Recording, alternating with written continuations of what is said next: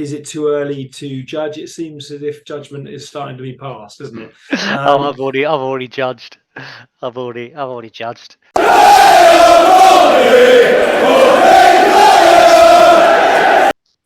Here we go. It's the Pompey Podcast with Dan and Mike. This is your Pompey Podcast where you get all your news, views, and trying not to snooze about the blues. I should have just continued that, shouldn't I? How are you, Dan? You all right? Terrific. Yourself? Yeah. It is a little bit blue in on the south coast at the moment, isn't it? A little bit blue around Fratton Park. Yep. So this week we will talk about the Stevenage game, last night's posh EFL Cup game. We'll look forward to this weekend's league game against the posh. I'm going to start calling that. I'm going to start calling Peterborough because I don't like the posh. Sounds a bit wanky, doesn't it? Yeah. And we're also going to look at what's going on. There's divide already. We're only 5 league games into the season. There's already divide. There's cracks beginning to appear. If you want to get in contact with us, you can do so. You can subscribe our channel on YouTube. You can write a 5-star written review on Spotify, or you can contact us at PompeyPod, not the PompeyPod, at PompeyPod on X. No, I'm not going to call it X anymore. I'm going to go back to call it Twitter because it sounds stupid as X, or facebook.com/PompeyPod. Let's get into it, Dan. Well, I tell you what, firstly, we have had some correspondence and genuine, not Stephen Gerrard as in episode 2, and not all those years ago, or Mr. P. Till as in episode whatever it was, 5 or 6.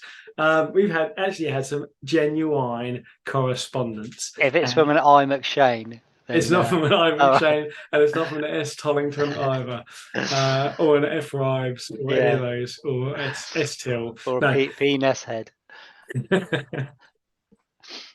But we'll come back to that in a little bit, because we have had genuine people contact. Before you say it. No, it's genuine. No, but before you say it, do I need to prepare myself for us getting called a pair of wankers or something? Not yet. No? Not yet. Okay. That'll probably be next week. Before we're just talking, by the way, about getting in contact, we are still looking for contestants for our very own Pomp Master. We have no one come forward as yet, but we're hoping to do the first episode next week. So if you think you know about all you can know about Portsmouth, then get in contact and you can be a contestant on Pomp Master. 5 questions, penalty shootout style against one other person. It could be one of your mates if you want, or it could just be a random. It doesn't matter. Pomp Master, hopefully starting next week. Right, let's go in reverse order, just like we did last week, and let's start with the EFL Cup game last night, the Carabao Cup. Before we talk about a game, have you ever had a can of Carabao? No. Have you ever even seen it on sale anywhere? No, what is it? Is it an energy thing? Yeah, I think so. No. I think it's a monster type drink. Oh, yeah. What, like Eric? What was his name? Dennis Wise's agent. Yeah, what was his name? Eric. Monster. Can't remember. Eric, someone want it? Yeah, you're right. Sheepskin coat. Yeah.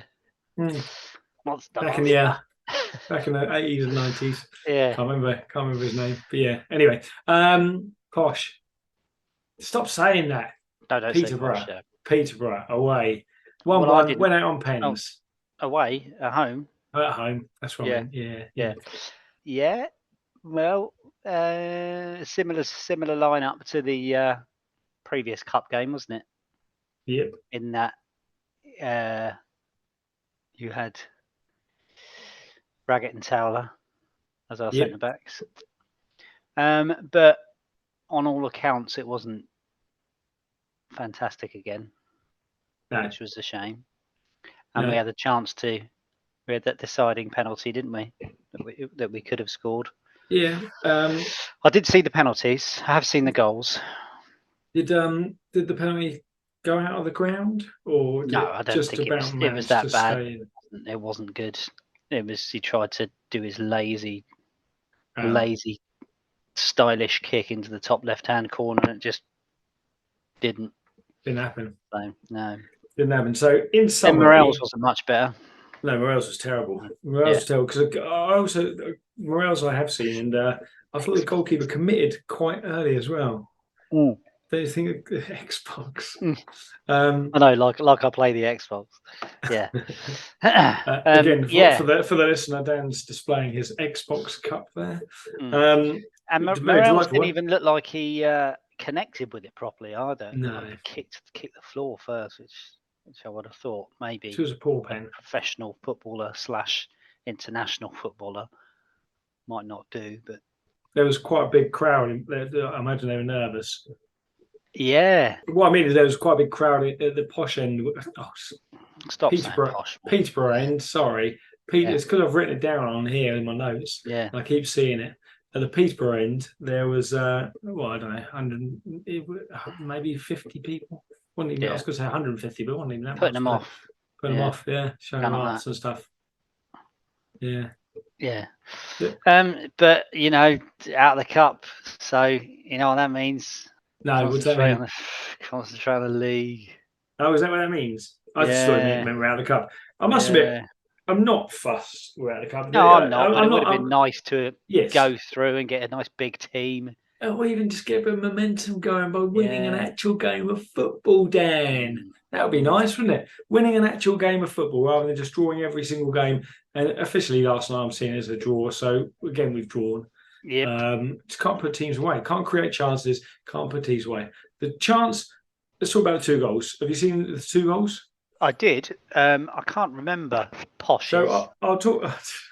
I'll talk you through. I watched it today, but I can't. Yeah, it was a corner. I know. Terrible header, but just fortuitously went to another one of their players who headed it back across into the goal, and then Bosch into the goal.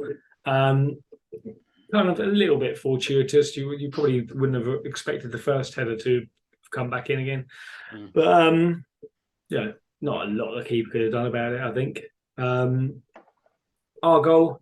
Well taken. I think good strength. Yeah, I think it's well taken. I think the defender could have done a lot better to stop him getting the shot off. Because he sort of brought it down and held it for a second before actually having the shot, didn't he? But good finish. Good bit of strength, like he said. Yeah, Sadie seems to have been one of the bright points of last night by all accounts. Yeah, I think he's done all right when I've seen him come on as sub, but he's never really had too much of a chance, has he? No, so that's that. There's a lot of reaction after that, and we'll come back to that in a little bit. But I think a lot of that reaction was stemming after the Stevenage game, which the Stevenage game, I think we spoke about this last week, and I said we'd take a point. I predicted it would be a boring game, 0-0 or 1-1. It turned out to be 0-0. I think the problem with the Stevenage game is I don't think we had a proper clear-cut chance in the whole game, did we? We had a couple of half chances. Camera should have possibly scored in the first half, where the ball sort of deflected to him in the box, 6 yards out, and he just woofed it with his foot towards goal, and I think the keeper saved it. But was it a lazy woof? It was a lazy woof. Look at this, watch this go in. Yeah. But having said that, he was one of the brighter players, I thought, in the first half. And when he got the ball, he actually did all right. But if you'd like me, I did actually manage to watch the Stevenage game. Go on, give us a rundown. It was crap. Really crap. It was a professional analysis. That's my professional analysis. It was following on from the Exeter draw. Dross. Very similar to that. Very similar to most of our performances last season. Worryingly similar in that it was just a nothing game. Poor refereeing again for both teams. Just weird decisions. But it was just I don't understand why you played Paul in the hole. I didn't quite understand that because you had the normal back four.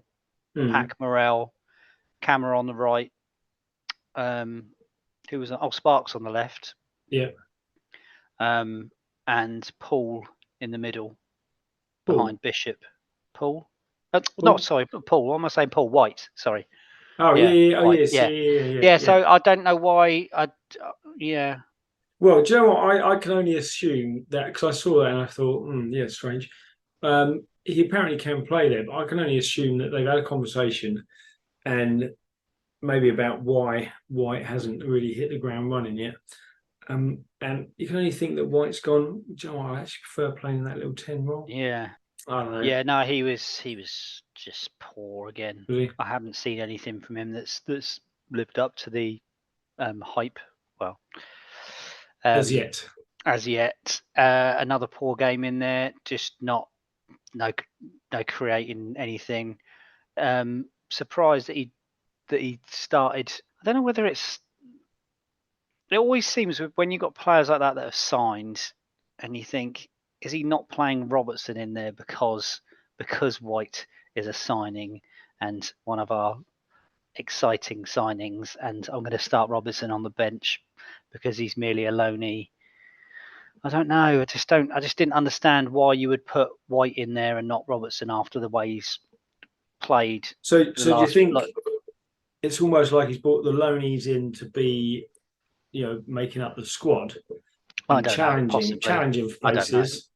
Or I can only think the reason why he's put White in there is to try and get more minutes into him because, again, let's give him an excuse and say he hasn't played a lot of football lately. But I'm with you. I haven't seen anything from White as yet, and I don't think anyone's seen anything from White as yet. No. Makes me feel that he's I said it last week. He was the one player I thought, he looks decent. He actually seems to have a reputation. Actually seems to have something about him. Plenty of caps for Northern Ireland, and a bit of a character by all accounts. But it's still it's early days. We said last week about. Is it too early to judge? It seems as if judgment is starting to be passed, doesn't it? I've already judged. I've already judged. You're sounding quite chipper. You are sounding quite chipper about the team. Is that the case? Yeah, following the Cheltenham game, Yeah. I think that was when I started getting worried, and then when I saw the Stevenage game, that's when it's really sort of hit home. It's Groundhog Day, isn't it? It is Groundhog Day, and it is just the same. And it's hard to take positive. The positives are that we've only conceded one goal, and that we haven't lost. But I think it says it all. The fact that there's the post on Twitter where somebody's saying Portsmouth are the only undefeated team in the league in League One. But if you ask most Pompey fans, you think that if you're asking a team that are 7th in the table, haven't lost, have only conceded one goal in 5 games, that they would be pretty happy with that. I think probably 75% of Pompey fans would say, no, we're not happy at all, the way we're playing. Do you know what, Dan? I did put a poll out to 2 Pompey fans asking exactly that. Yeah. I put, ignoring tonight's L1 reserve match, this season is already starting to lose its shine for me. What do you think? Are we moving forward? And we got 26 votes on that, which is all right, isn't it? Yeah. So 57.7% said it's the same old nonsense. 42.3% said we'll improve soon. So, so not quite my 75%. Not quite. No, we're not quite based on that, but it's still the majority is still irked, shall we say? Yeah. That I thought was surprisingly positive for Twitter, actually. That has surprised me. But if you take a cross section of the comments, there certainly doesn't reflect that, does it? No, I think it's just that worrying lack of chances. And I think, yes, we have only conceded 1 goal, but in each game we've looked like we could have conceded 2 or 3. Like Stevenage had a good few chances. Well, Stevenage weren't great. Their draw was a fair result, but they had the better of the chances. It causes a bit of trouble with those long throws, didn't they? Yeah. And each game that we've had, we look like we could concede. So it's not like we've been, completely solid. I think one good thing to turn a negative into a positive is Rafferty getting sent off and possibly missing. Would that be 3 games for? It is 3 games. Yeah. So go on. Let's talk about this. So do you think it's a sending off? Well, I don't know I don't know because there's no camera angle that shows. Oh, I've seen a camera angle that shows. Have you? Yeah. There's one from kind of behind the Stevenage, down by the Stevenage goal. Right. It's soft. Let's put it this way. The thought way the I see tackle it, wasn't great, no, the and the tackle wasn't guy great. then put a leg in on him. Yes, yeah. But ultimately, I think what happened is what the referee should have done is seen it for what it was. They both he wagged a leg at him. He didn't seem to make contact. He kind of like thrust his leg at him, didn't make contact, and it seemed to me like Rafferty did a little rabbit punch underneath when he did that, as if to say, "Oi, turn in, Oh, son." right. Okay. Not a lot in it at all, and the referee should have seen it because obviously immediately afterwards they both obviously thought, "Oh, okay, actually, there was nothing in it. Let's just, because they're only a little bit of a laugh and a joke, weren't they?"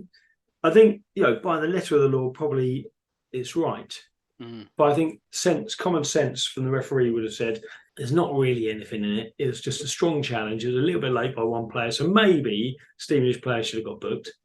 But I think easy way out, wasn't it? Easy way out. It is easy way out. Let's just I send think them both off. Yeah. Premier League probably would have both gone anyway, but because they would have seen it on the cameras, well. they would have had 20 camera angles. But it was difficult to say because I don't know if it's been slowed down, but it just didn't look that much, didn't look enough. It's strictly speaking, yes, there's a red card for both. Okay. But anyway, whether the referee saw those two things, I don't know. Yeah. So with Rafferty, I know I said it last week that I like Rafferty as a player. I think he's a good player, but I did notice that this is just a very negative attitude by him, and he was doing it again at the weekend. They're passing the balls out to him, and it's just that first touch. I just think take the ball forward. If you've got room in front of you, I say it to the under-16 boys that I coach. If you've got room if you've got space in front of you, take that first touch forwards. But it's almost like it's very well, and obviously a brilliant player, but Ashley Cole-esque in that he was a cracking defender, but very rarely went forward, and that's what Rafferty sort of every time he gets that ball, he's looking to go back or he's looking to go inside to pack, which maybe he's being told to do, give the balls a pack.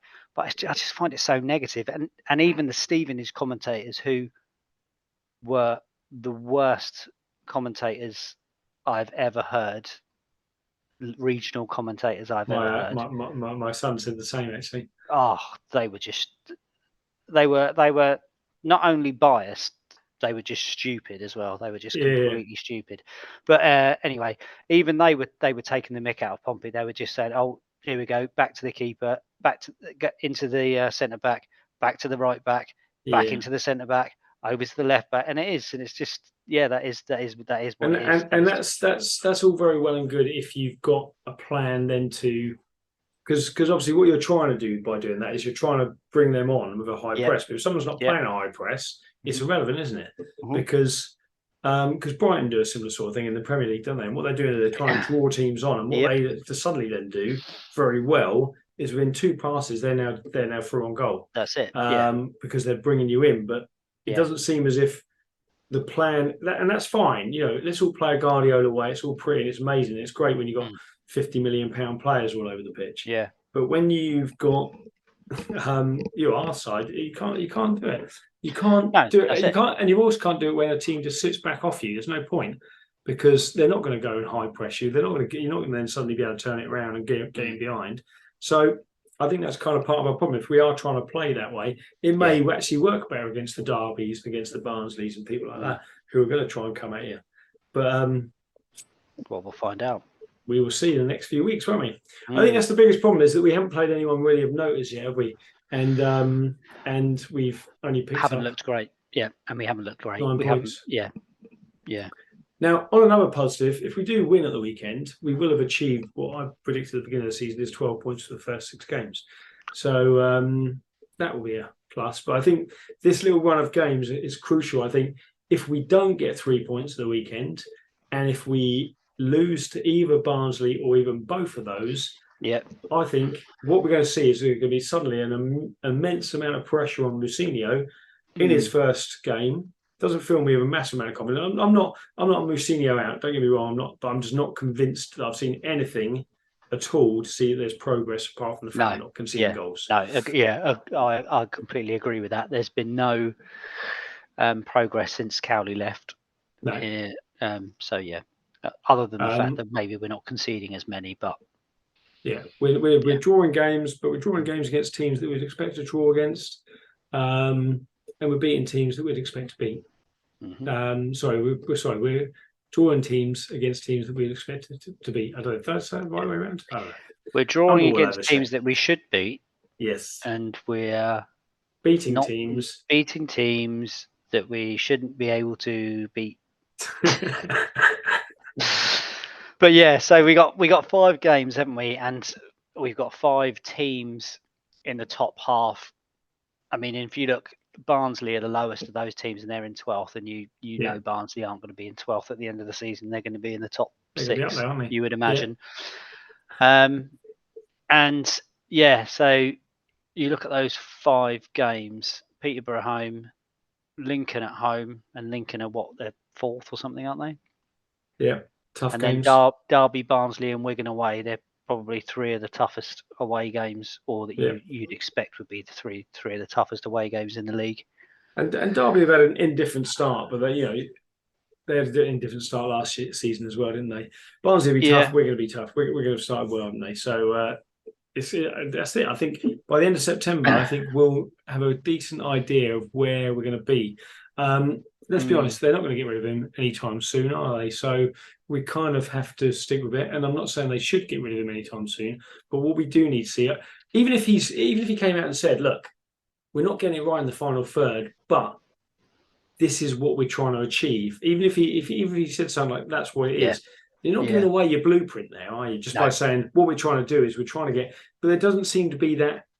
Every time we do seem to get the ball in the box, we actually seem to be doing all right with it.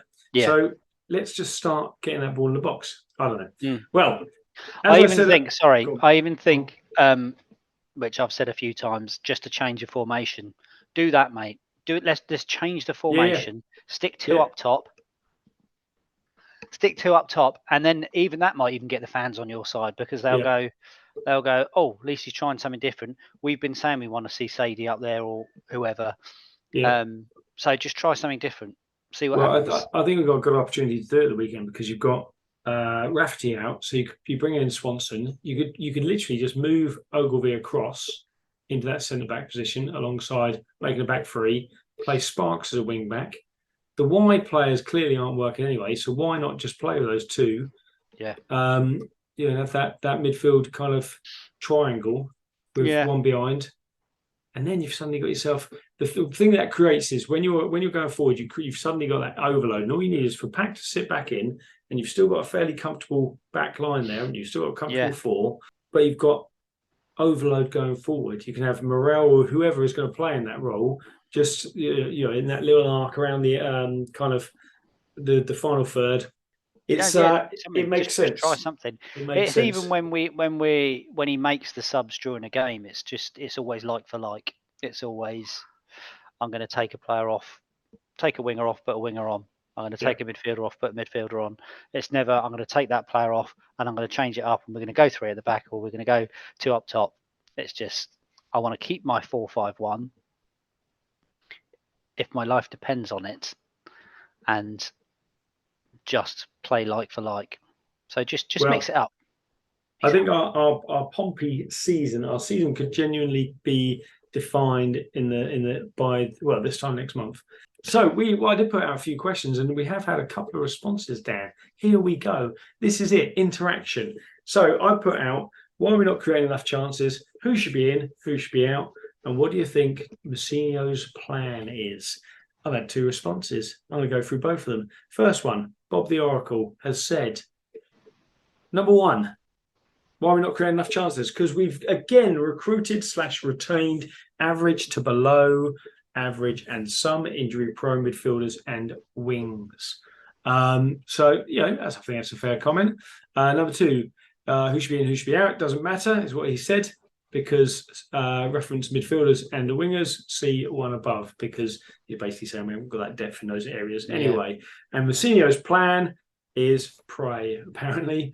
Fair enough. Okay. Yeah. So I'm not sure I quite agree with the saying that people aren't great quality of player. I don't think like I say, I know 6 games in, 5 or 6 games in. I don't think we can quite judge them yet. But yeah, I think it doesn't They've help. yet to prove themselves, have they? They've yet to prove themselves. Yeah. That's the kind of issue. So second person, Pompey _1898 has said, we're an inability to get in behind when attacking. We play in front of teams and tend to be rather predictable slow, which kind of goes along with what you were saying about Rafferty, always looking to go inside, always looking to go to the pack or across to Paul or back to the goalkeeper. And completely agree. I think it's just there is no what is the plan? What is the attacking plan? I don't really know what it is. No, I really don't know what it is. I don't know. I think it is just try and retain the ball as much as we can. Get the fullbacks involved. If that's not working, get it inside to Pack, who will hopefully pick a ball out. But normally 9 times out of 10 they'll be on Pack very quickly, and then he'll have to go back to the centre backs, and then we start again, boys, and then we go back out. Maybe get it to the wingers. And this is kind of the problem I think when you've got wrong-footed players playing on the wrong side, left-footed on right, and vice versa. Is that surely, if that's your plan, then if you want to get in behind and you have your players, you have your wide men literally out wide, almost kind of Barcelona style, where they're hugging the touchline until the final third, and then you give the creativity in the final third. But then that's why you need. What's the point in having that number 10 who's going to be almost like a pivot? Yeah. If you're not going to use them to get in behind, because even if you then in that situation get in behind, you're naturally left-footed player on the right is going to try and cut back. Whereas what you want them to do once they get in behind is surely get the ball in early to someone like Bishop, who was proven to be excellent in and around the 6-yard area. Yeah, agreed. And I did notice that Bishop was getting some abuse the last couple of games. Have you noticed that? Yeah, suddenly he's terrible, isn't he, apparently? He's playing up top. He's playing up top on his own, and the ball's not coming in the box. And even when it does come up to him, I know he does throw himself around too much. He does try and win free kicks too much. But then I suppose what else are you supposed to do when you're up there on your own and you haven't got a number 10 to feed off you or another striker? Indeed. So who should be in, who should be out? Pompey 1898 says none of the wide players have been great. Our squad has been found out somewhat. Again, pretty much going along the same sort of line. I don't know if they've been found out as yet, but like we say, from what we've seen, nothing there. Finally, surely it's easy. Sorry, surely it's easy for opposition. I mean, you know what Cowley was like when he used to talk about opposition teams, and we used to laugh about it. The fact that he knew what formation they normally played. He knew what formation they changed to. He'd tell you what they did during a game. He'd say, "Oh yeah, they changed into a dime and they did all this." So surely it's easy for opposition teams to go, "Oh yeah, we're playing Pompey this weekend. Oh, they play 4-5-1. They'll play Bishop up top on his own. They won't deviate from that at all." Yeah. What happens if they change their shape, boss? Oh, they won't. Don't worry about it. They won't. Yeah. No, what they do is they go, they change their shape, boss. And there's a silence, and they go, yeah. Lads. Yeah. And then finally, Pompey 1898 says, what is JM's plan is to control possession, don't concede, and score goals is a distant third. Again, pretty well summed up, I think. Yep. I think pretty much says it how it is. Thank you for interacting. If anyone else wants to get involved, it is at Pompey Pod on Twitter or facebook.com/Pompey Pod. Fans are becoming divided, Dan, and you can see why.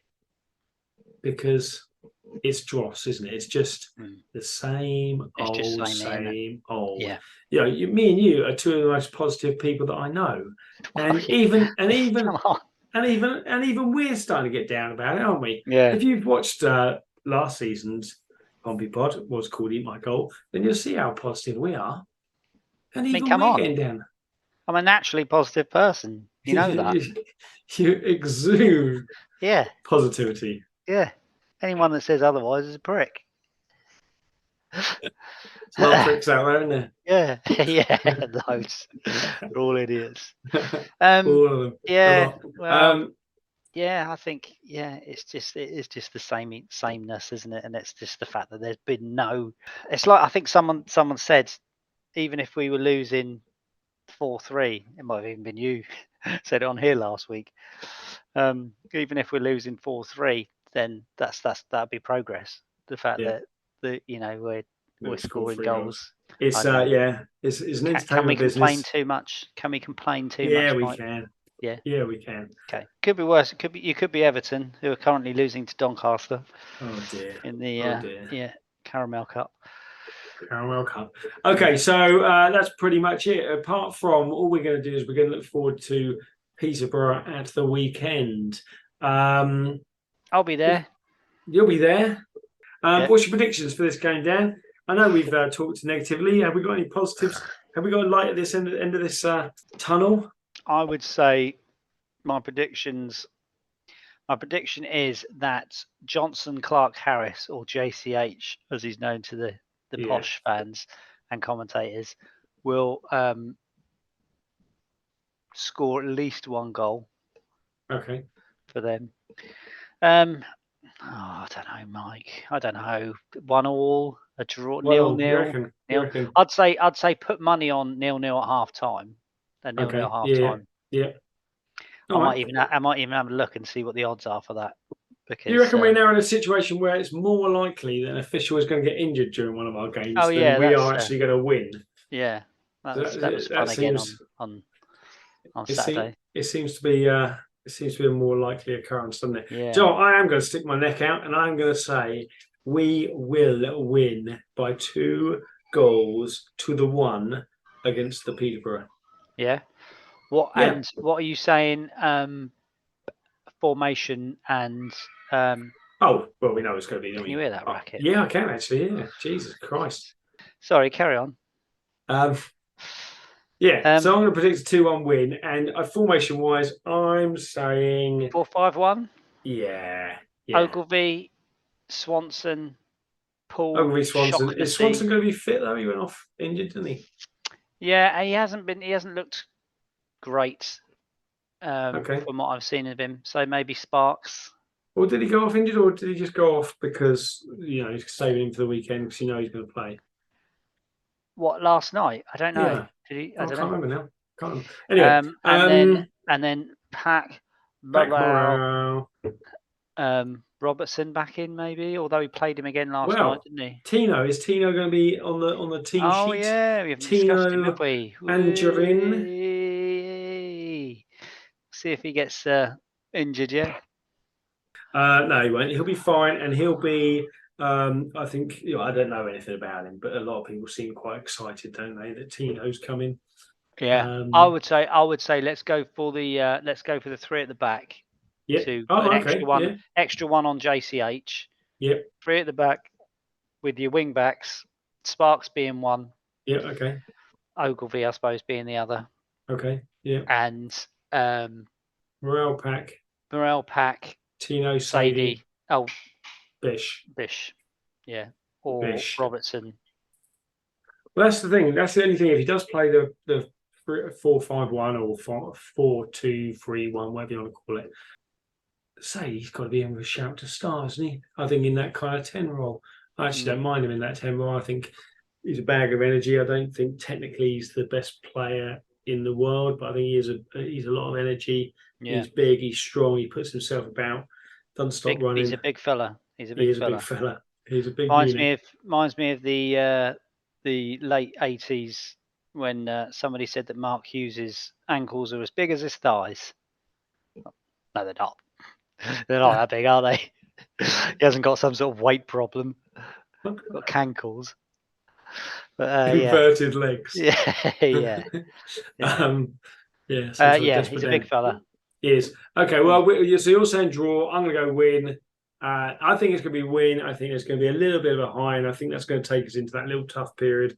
And we'll see. We'll see how that goes. We'll review it next week. We'll be a little bit earlier next week. So this episode will probably be coming out on Thursday.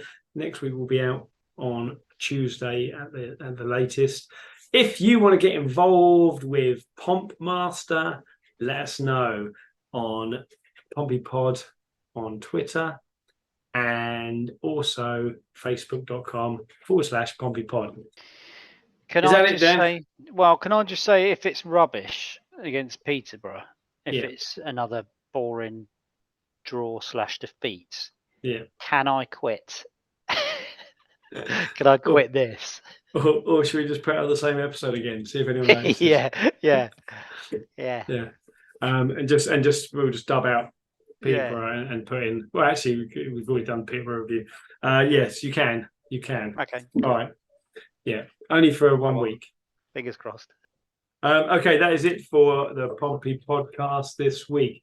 Like I say, get involved, subscribe on YouTube, write us a review, give us a 5-star review on Spotify. If you'd be so kind, get involved on Twitter or Facebook. But that is it for this week. Good luck to the boys against Peterborough at the weekend. But for now, it is goodbye. Whee.